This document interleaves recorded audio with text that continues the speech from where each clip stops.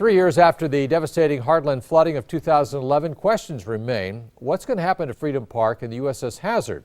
It's one of the most common questions asked of City Hall, and we did some checking. Brian Mastry has some answers tonight. It is a big ship, there's no doubt about it. This is the USS Hazard.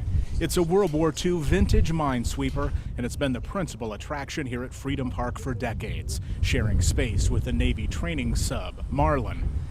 And then came the flood of 2011. The park was underwater. There was a real fear that if the ship got loose on the river, it could take out the Bob Carey pedestrian bridge.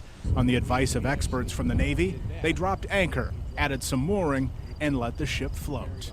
Now with the water receded and the sand and silt trucked away, the ship is back on dry land, but it is listing. Something has to be done. We don't have a lot of options. It's not like we could just float this down the river and put it somewhere else. But it may float one more time.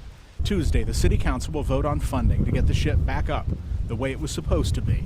The plan is to dig around the ship and flood it and then drain it back out and have it come down as a controlled drain, and then where it would come back down level. It will represent a big step on the road to reopening the park. It's just such a neat park. There's a lot of history here for our veterans and for people that like, World War II and other wartime memorabilia. We just really would like to be able to have people come down and look at it again. If all goes as planned, expect to see Freedom Park reopen this spring. With photographer Mike Plews, Brian Mastry, WWT6 News. The Hazard project will cost about $90,000, and the city's share would be $12,000, with the rest coming from FEMA.